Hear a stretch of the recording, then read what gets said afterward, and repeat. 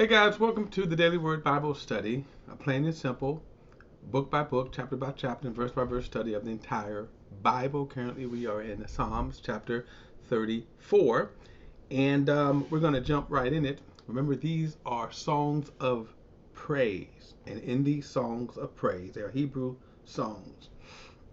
And so, in these songs, then, is wisdom, prophecy, um, as well as the psalmist point out sometimes there's joy and anguish, okay, maybe impatience. All right, let's get into it. There are 150 psalms, and again, these are not chapters. I have to force myself not to refer to them as chapters, and you hear me doing that. But this is a collection of 150 psalms. Not all of these psalms are David's writings. I believe some of them may be even ascribed to Moses or a psalmist during Moses' time. But anyway, not all of them are, again, during David's time. Some might even be ascribed to um, um, post Babylonian exile. All right, let's get to it. Psalm 34.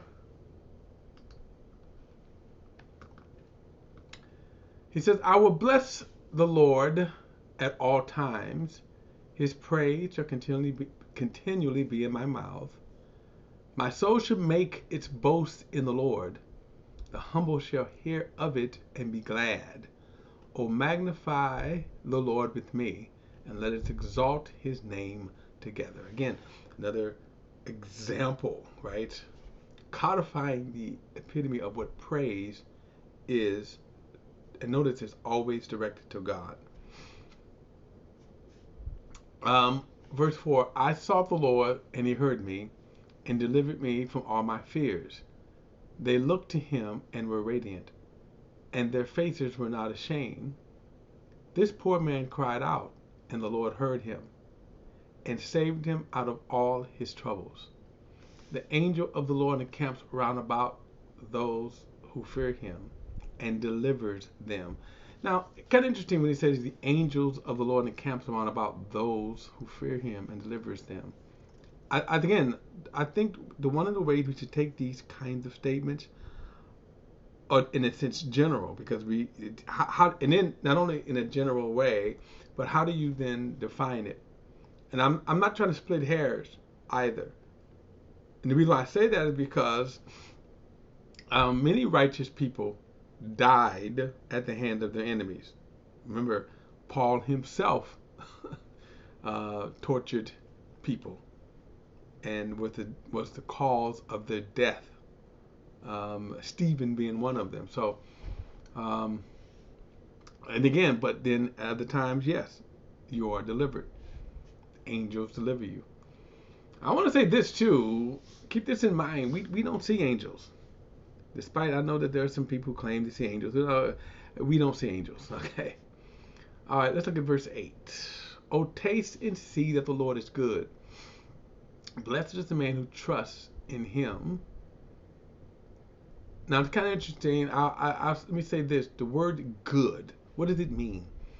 And if you go back to Genesis, chapters 1 and 2, we can see what good is. And of course, God exceeds that. That, oh, taste and see that the Lord is good. Blessed is the man who trusts in him. Now, again, what does that mean? You cannot limit this to earthly reign, right? Because there are people who suffer horribly. But then in the end, / eternity, yes, blessed is the man who trusts in him. Verse 9, O fear the Lord, you his saints. There is no want to those who fear him. The young lions lack and suffer hunger, but those who seek the Lord should not lack any good thing. Again, generic. I say this because there are teachers and preachers and who unfortunately make their ministries grow off verses like this by making them promises. Question is, what happens when these things don't come to pass? Okay, and again, you can also look at how do you define this? Does it mean you're going to be wealthy? And then, of course, what about those who are suffering? Again, we take these verses in a general sense. Yes, they apply when they apply, but it's not necessarily in a sense from an earthly standpoint. My point is, you can't say, I'm going to claim this as a promise, because this is some of the modern prosperity teachers and faith teachers. This is what they do, and they twist scriptures that way. Verse 11, come, you children, listen to me. I will teach you the fear of the Lord. Who is the man who desires life and loves many days, that he may see good? Keep your tongue from evil and your lips from speaking deceit. Depart from evil and do good. Seek peace and pursue it.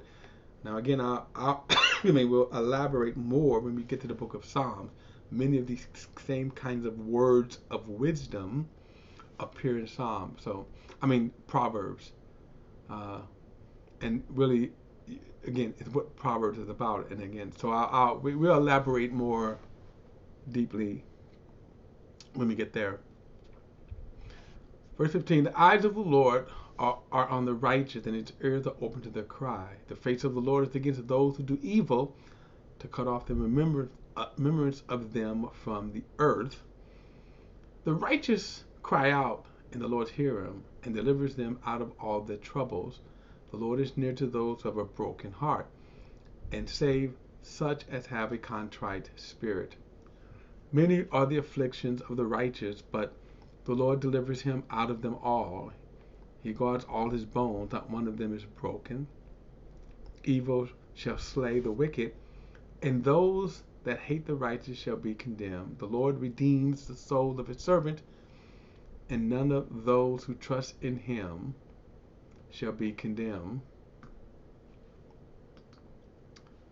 Psalm 35. Plead my cause, O Lord, with those who strive with me. Fight against those who fight against me. Take hold of a shield and buckler, and stand up for my help. Stand up for my help. Also draw out the spear, and stop those who pursue me. Say to my soul, I am your salvation. Let those be put to shame and brought to dishonor who seek after my life. Let those be turned back and brought to confusion who plot my hurt. Let them be like chaff before the wind, and let the angels of the Lord chase them. Let their way be dark and slippery, and let the angels of the Lord pursue them.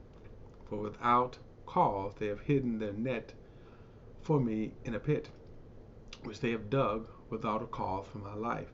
Now, kind of interesting, you see a lot of mentions of angels here. The psalmist is talking about how the angels protect us, how the angels are there. Now, we cannot explain this because the angels exist in the spiritual realm while we exist, and our focus, our vision, our reality is physical. And unless God opens our eyes, we cannot see angels. The revelation of Scripture tells us that they're all around us, that they're here. So it is interesting. He's talking a lot about them. Verse 7: For without cause they have hidden a net for me in the pit, which they have dug without a cause. Let destructions come upon them unexpectedly, and let his net that he has hidden catch himself into the very destruction. Let him fall. And my soul shall be joyful in the Lord. It shall rejoice in his salvation. All my bones shall say, Lord, who is like you, delivering the poor from him who is too strong for him. Yes, the poor and the needy from him who plunders him. Fierce witness rise up. They ask me things that I do not know. They reward me evil for good, to the sorrow of my soul. But as for me, when they were sick, my clothing was sackcloth. I humbled myself with fasting, and my prayer would return to my own heart. I paced about as though he were my friend or brother. I bowed down heavenly as one who mourns for his brother, for his mother.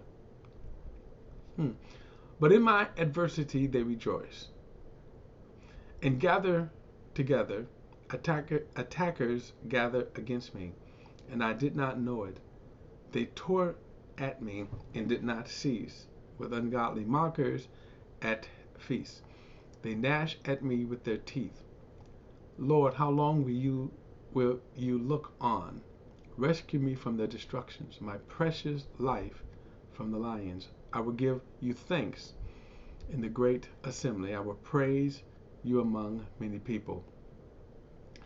Let them not rejoice over me who are wrongfully my enemies, nor let them wink with the eye who hates me without a cause. For they do not speak peace, but they devise deceitful matters against the quiet ones in the lands. They also open their mouths wide against me and say, Aha, aha, our eyes have seen it.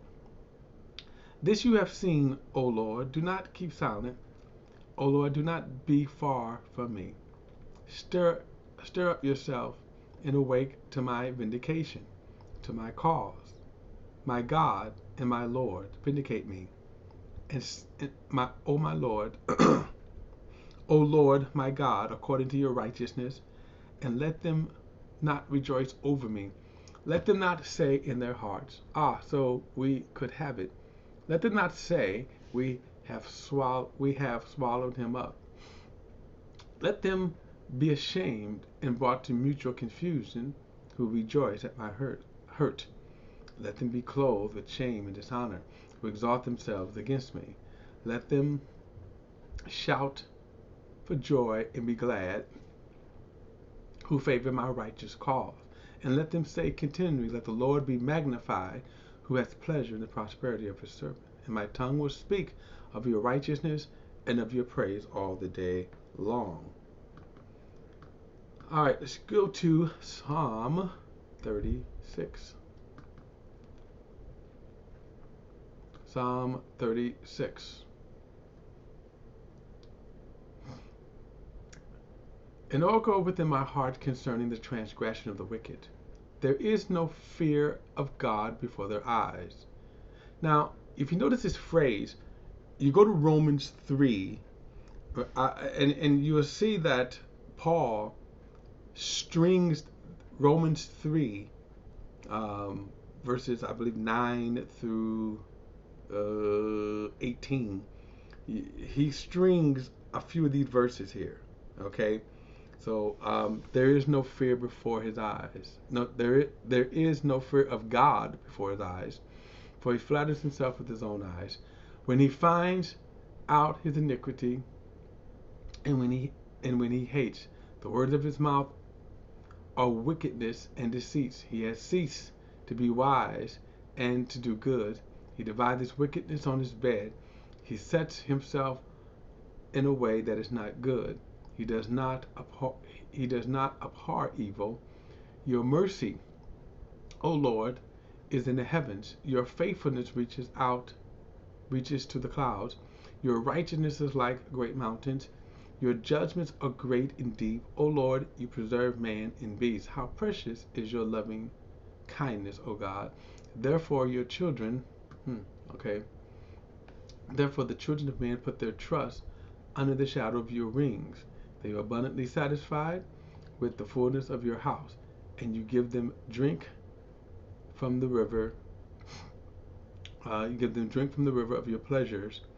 For with you is the fountain of life. In your light we see light. O continue your loving kindness to those who know you, and your righteousness to the upright in heart. Let not the foot of pride come against me, and let not the hand of the wicked drive me away. Therefore the workers of iniquities have fallen. They have been cast down and are not able to rise up. Okay, Psalm 37. Do not fret because of evildoers, nor be envious of the workers of iniquities, for they shall soon be cut down like the grass and wither as the green herb. Now, kind of interesting here that one of the things you will see, let's see how far we go here. Oops. All right. The one thing I want to point out with this, notice he says, don't fret because of the evildoers. A lot of times, it's easy, especially if we're going through, that we will see, it looks like people are doing, it looks like the wicked is getting away with their wickedness. And so he said, don't fret because of evildoers. Don't be envious of the workers of iniquity. There's a couple of things to look at. One, it may seem like they're getting away with their wickedness in this lifetime. Keep this in mind, you don't always see what's going on. And then, of course, remember, the equalizer is death.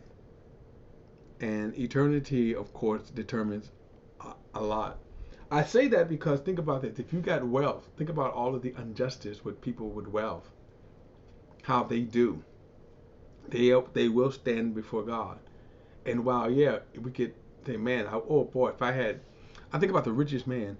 If I said, just break me off $1 billion, and and it wouldn't dent his lifestyle or anything else. But anyway, he said, don't be envious of them. Verse 3, trust in the Lord and do good. And that's right here, I think it's the statement.